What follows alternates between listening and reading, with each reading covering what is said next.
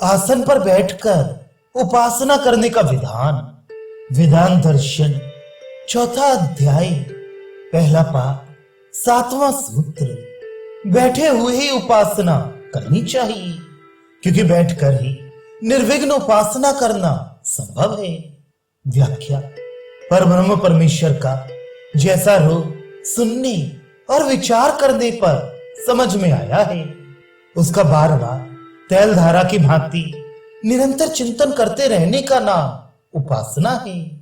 यह उपासना चलते फिरते या अन्य शरीर संबंधी काम करते समय नहीं हो सकती, क्योंकि उस समय चित्त विक्षिप्त रहता है तथा सोते हुए करने में भी निंद्रा रूप विघ्न का आना स्वाभाविक है।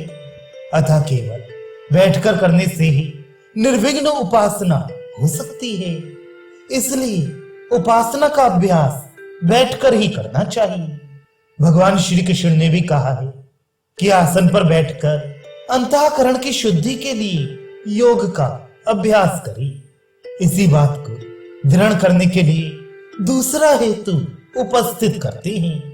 आठवां सूत्र उपासना का स्वरूप ध्यान है, इसलिए भी यही सिद्ध होता है कि बैठकर उपासना करनी चाहिए।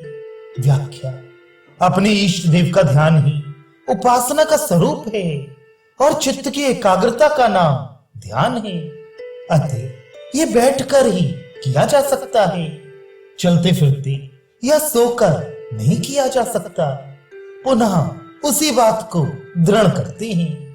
नौवां सूत्र तथा श्रुति में शरीर की निश्चलता को रखते हुए ध्यान करने का उपदेश है।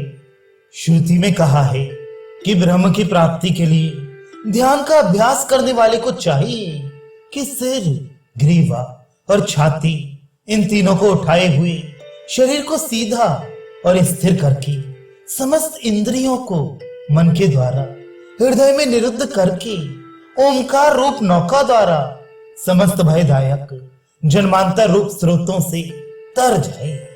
इस श्रुति में यह स्पष्ट हो जाता है कि उपासना के लिए शरीर की भी अचलता आवश्यक है। इसलिए भी उपासना बैठकर ही की जानी चाहिए। उसी बात को स्मृति प्रमाण से दृढ़ करते हैं। 10वां सूत्र तथा ऐसा ही स्मरण करते हैं। व्याख्या। काया, सिर और ग्रीवा को सम और अचल धारण किए हुए स्थिर होकर अपनी नासिका के अग्र भाग पर दृष्टि लगाकर अन्य दिशाओं को न देखता हुआ निर्भय होकर भली भांति विक्षेप रहित शांत चित्त एवं ब्रह्मचर्य व्रत में स्थित रहते हुए मन को वश में करके मुझ में चित्त लगाए हुए मुझे ही अपना परम प्राप्य मानकर साधन करने के लिए बैठे। इस प्रकार स्मृति प्रमाण से भी यही सिद्ध होता है कि परम प्राप्ति परमात्मा के निरंतर चिंतन रूप ध्यान का अभ्यास बैठकर ही करना चाहिए। उक्त स्थान कैसा होना चाहिए, उक्त साधन कैसे स्थान में बैठकर करना चाहिए, यह अगले प्रकरण में बताएंगे।